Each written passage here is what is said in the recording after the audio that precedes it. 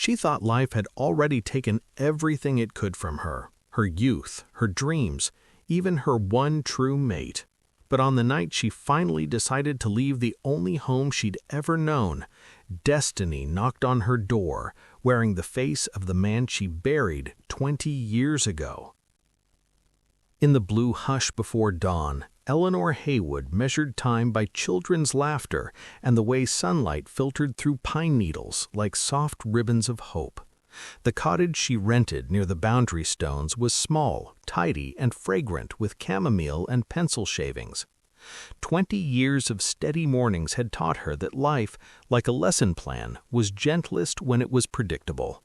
She washed the enamel tea mug she'd owned since her 20s, set it on the rack, and listened to the forest breathe. Somewhere, far off, the pack changed shifts along the southern ridge. Boot soles on crushed needles, a murmur, the muted hum of a radio. The old ache in her chest, the one named for a mate she once knew and lost, barely stirred. At school, order and kindness reigned. Eleanor's classroom was a sanctuary of paper stars and wooden blocks, with a reading nook that always smelled of crayons and freshly sharpened pencils.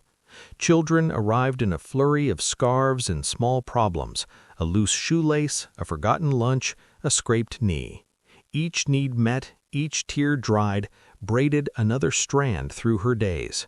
She had long ago learned how to look away from the gaps, places where a different life might have grown, choosing instead the balm of purpose, sing-alongs, finger paints, and the soft thunder of little feet that trusted her to make the world safe.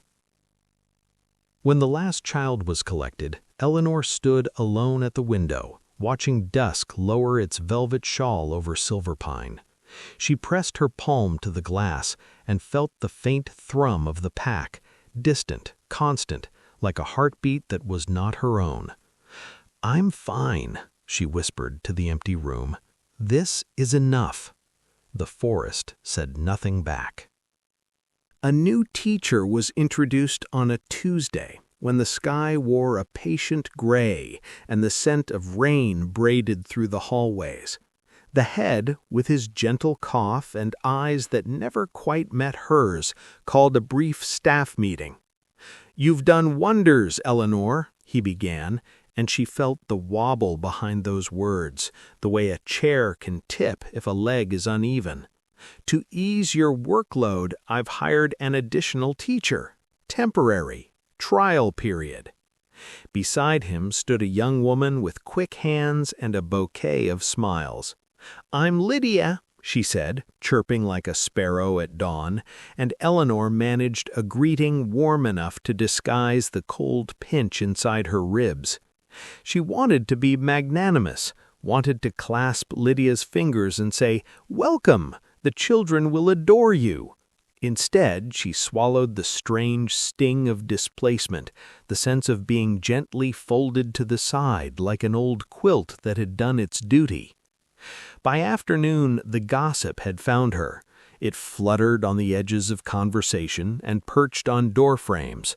Restructuring, forced retirement. The head was kind, yes, but kindness has edges when there's a schedule attached. 3 months to transition, he told her at day's end, the phrase tidy and devastating.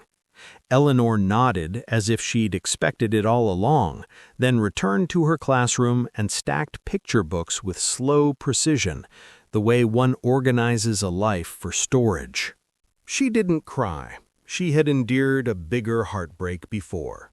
She made tea and stood at the sink as fog gathered outside, cherry-picking thoughts the way one pulls burrs from wool.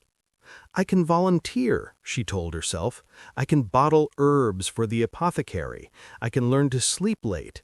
But even as she spoke the words aloud, the walls leaned closer, attentive, as if waiting for what she would admit next. Teaching had never been about wages. It was the loom on which she wove the hours. Without it, the day became a loose thread. That night stretched thin as paper.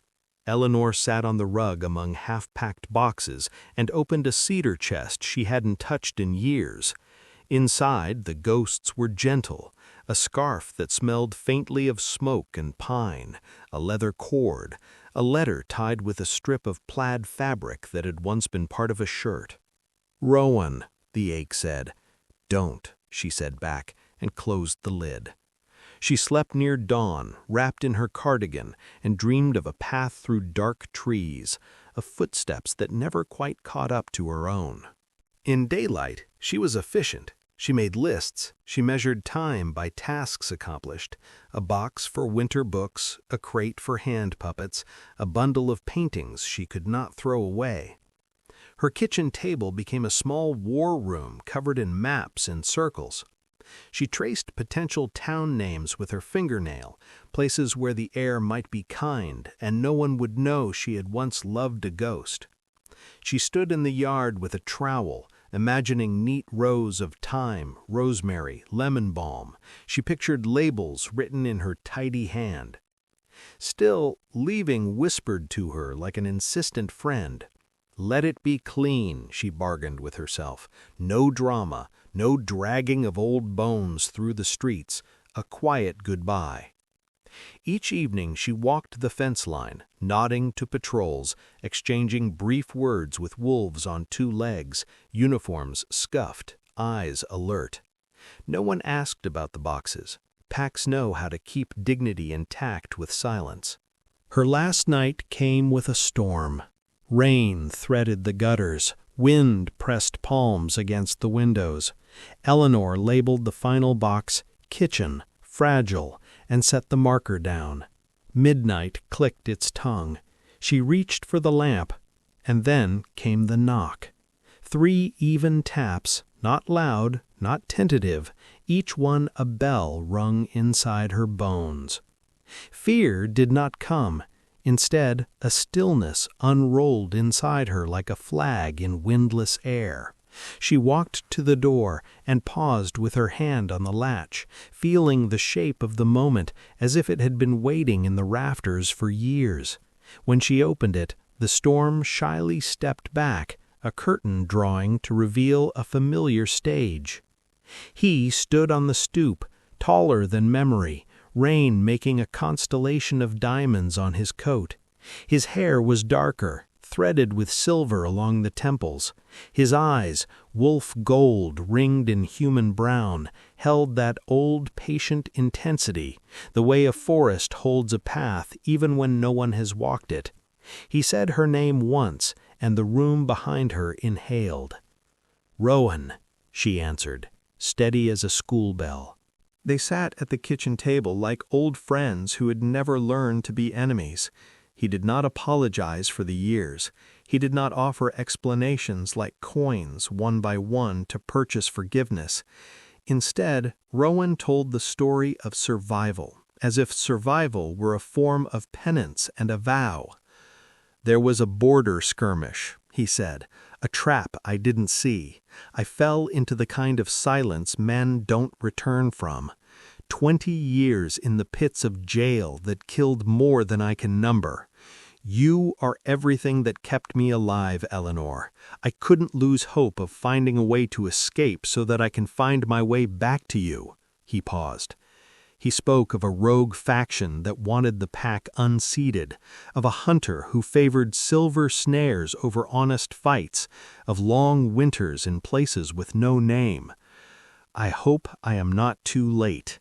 The moment I managed to escape, I kept walking," he said, his voice shaky and his eyes on his hands. "Every day I told myself there was a door with your name on it and I hadn't reached it yet." Eleanor listened, not as a judge, but as a woman who had built a life around absence and made it bear fruit. Anger did not flare. Grief did, soft and clean, the kind that watered parched ground. "You were presumed dead," she said at last, "so I did what the living do." He nodded. "And I did what the stubborn do." A small smile ghosted across his mouth, then vanished. "May I see your hands?" She let him. He turned them palm up as if checking a child for splinters, and for a heartbeat the old bond arced between them, quiet lightning, the kind that chooses tree roots over sky. Word travels through a pack the way sunlight travels through leaves, quiet, inevitable. By morning there were glances and a few brisk nods. An elder dropped off a basket of scones with no note. A patrol lingered an extra beat at the fence, catching Rowan's scent, filing away the fact of him. Eleanor brewed coffee and pretended the world had not tilted. Rowan waited at the edge of her kitchen like a man in a church, careful not to knock over anything holy. "I have debts to the pack," he said. "I'll speak to the council. There are old matters that need daylight." He didn't ask to stay. He set an envelope on the table, heavy with documents and names. Eleanor, who had been a keeper of small truths for small people, looked at the larger ones now and felt surprisingly calm. "Then go," she said, "and come back when you're done." He studied her face the way a traveler studies a map, noting the new paths, laugh lines, a wisp of silver near her left ear, the steadiness that years had tempered into something like grace. "I will," he promised, and the door clicked shut behind him with the ordinary sound of hinges, astonishing for how unremarkable it was. At school, Lydia's energy whipped through the halls, bright as bunting. She admired Eleanor openly, the way the young admire a lighthouse and imagine they too could be stone against waves. "You make it look easy," she said, after a morning of fractured crayons and jubilant chaos. Eleanor smiled. "It looks easy because I've done it a long time, and because I love them." "Are you still leaving?" Lydia asked, lower, cautious. "I thought so," Eleanor said, and surprised herself with the present tense. "Now I'm not sure." She watched a boy stack blocks into a tower and then step back, hands clasped, to adore what he had made. "We are all towers and children," she thought. "We build what we can, and we marvel that it stands at all." The council chambers wore their seriousness like a well-tailored coat. Rowan stood before the half-circle of elders and spoke names that made shadows press closer to the walls. The rogue faction had not fully dissolved. It had been absorbed like dye into water, faint but pervasive. And at the core of the old betrayal, a familiar signature, a traitor named Vance who had profited from both fear and silver, friend to no one but himself. Eleanor did not attend, but she felt the shift when the truth entered the record like a stone placed in a foundation.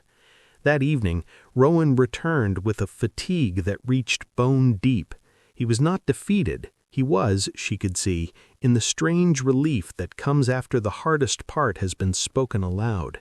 They ate soup in a hush that wasn't awkward, the kind of quiet shared by people who understand that words aren't currency, but small boats, useful, but not for everything. A child's cry can undo a whole day and make it again. Midweek, the tiniest one in Eleanor's class, Poppy, with curls like question marks, tripped and split her lip. There was the sharp little intake, the quiver, then the wail. Eleanor gathered her close and spoke the ancient teacher magic. "You're safe. I'm here." Blood, warm and honest, dotted a tissue. Tears slowed, then hiccuped to a stop. Poppy's fingers fisted in Eleanor's sweater as if the knit itself could knit her back together.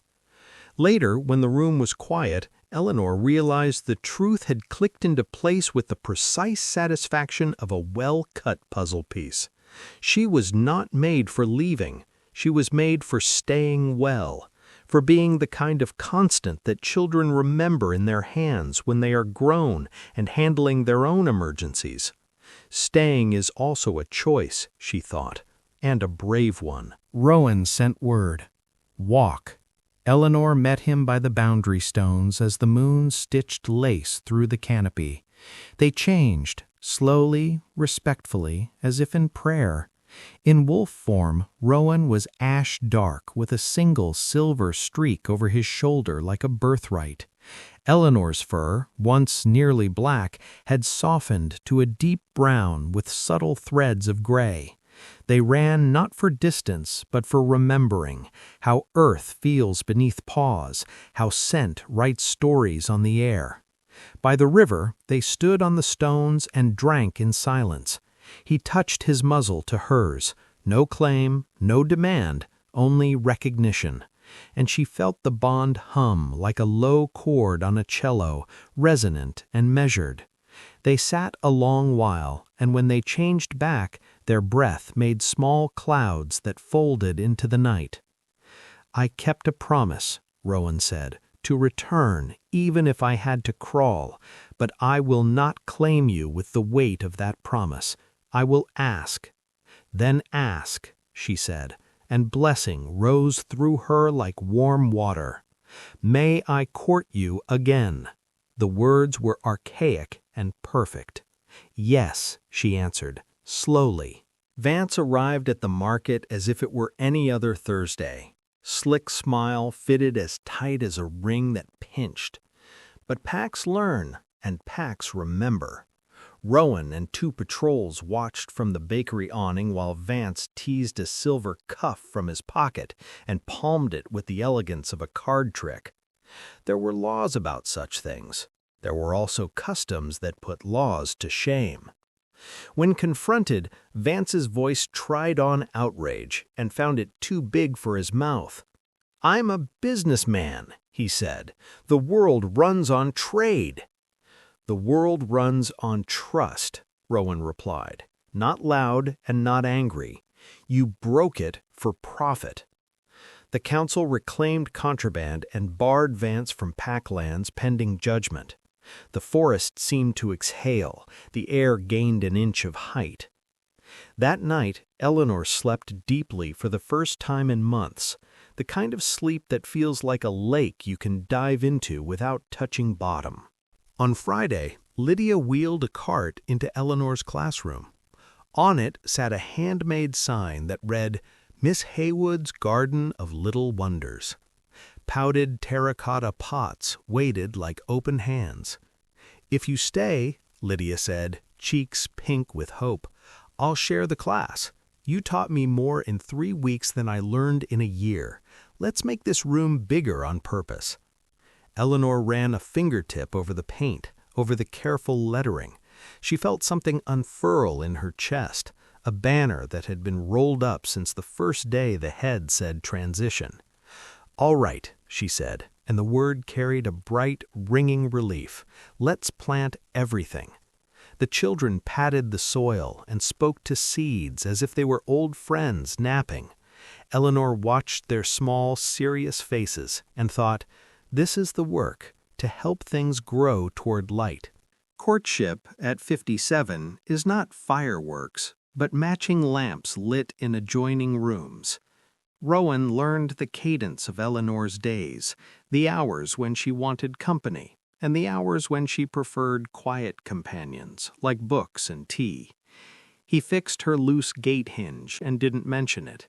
She left a jar of lemon curd on his porch with a note that said, "For winter mornings," though it was spring. They did not race the bond. It walked beside them, occasionally reaching for a hand. On Sundays, they drove out to the ridge, where the whole town fit in the palm, and spoke in gentle ellipses about futures that had room for both independence and belonging. The past did not demand retellings. It sat with them like an old dog that finally trusts the room. Every year, Silver Pine held a threading, part market day, part homecoming, where people brought anything they had repaired, quilts, engines, old grudges. The custom was simple: display what had been mended, share what it taught you. Lydia fetched the children to hawk paper flowers for a coin and a blessing. Rowan brought a well-oiled bow he'd nearly thrown away in the winter of his despair. Eleanor carried the cedar chest she had once closed on memory, now lined with seedlings ready for other classrooms. On the green, Rowan took Eleanor's hand.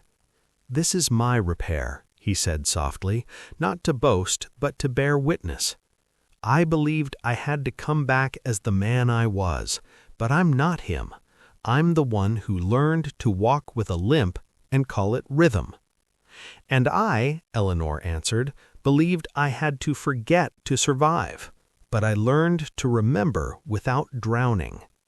People passed and smiled, not intruding.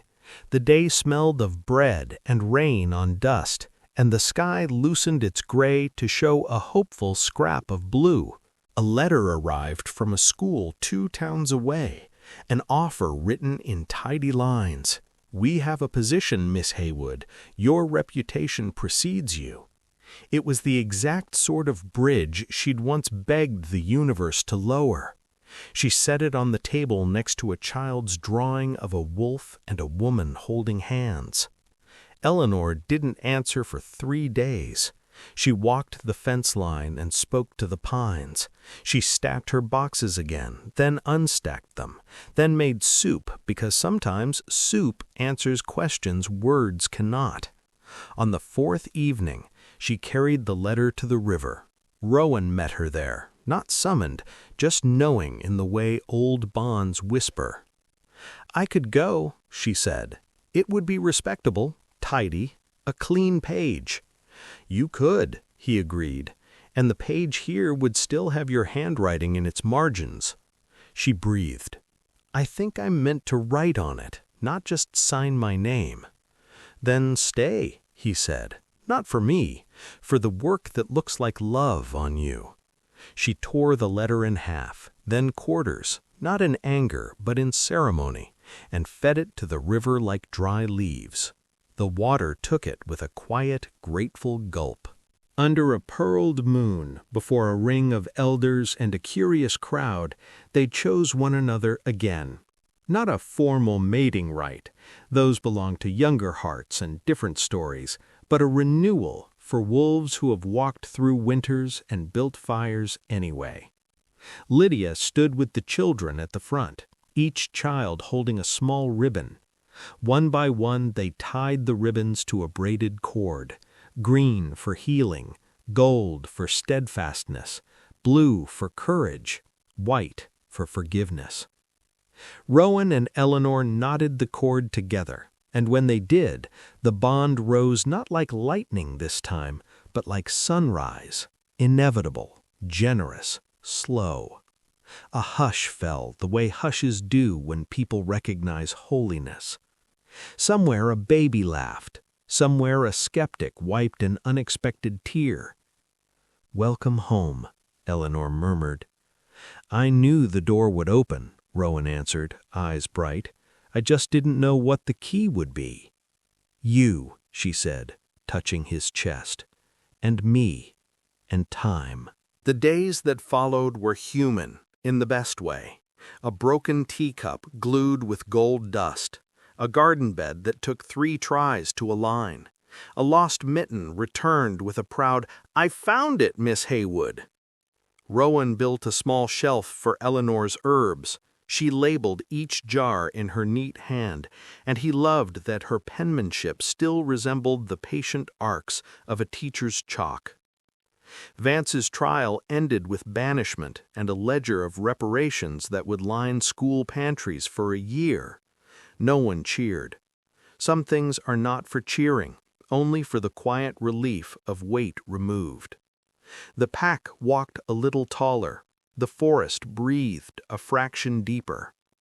At dusk, Eleanor sometimes took out the old letter from Rowan she'd never opened, the one she had found in the cedar chest that midnight, the strip of plaid still tied around it. She never read it. It wasn't for now. It was proof that even in absence there had been reaching. Children love a story with a beginning, middle, and happily at the end.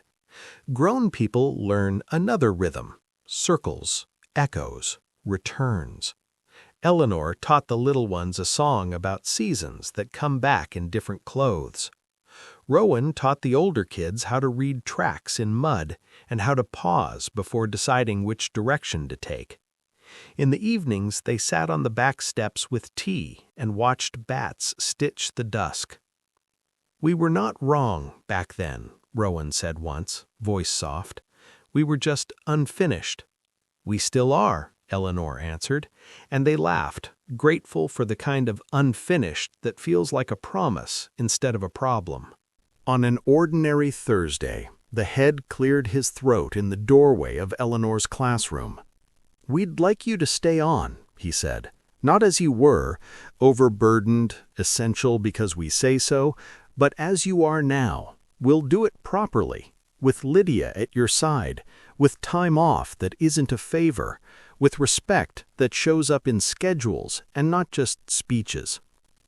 Eleanor glanced at the children, at their serious work of building block cities and drawing wolves with comically large paws.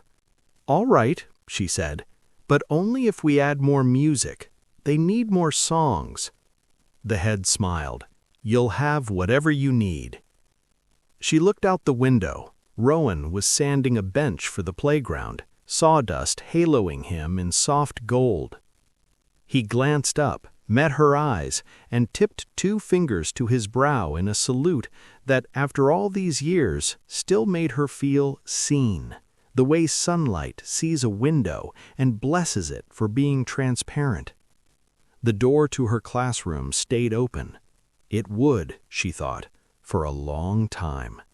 If this story touched your heart, if you believe in second chances, quiet courage, and love that finds its way home, please like this video and subscribe to our channel.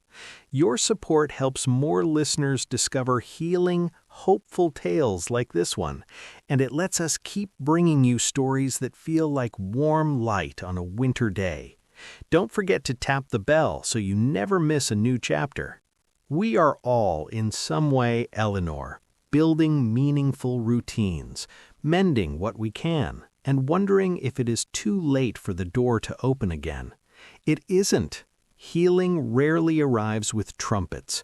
It comes on ordinary Thursdays, in kind new boundaries, in letters we no longer need to read because we finally trust our own hearts. May you choose the life that feels like love on you. Forgive the roads that took the long way home, and remember that second chances often look like small, steady choices made in the direction of light.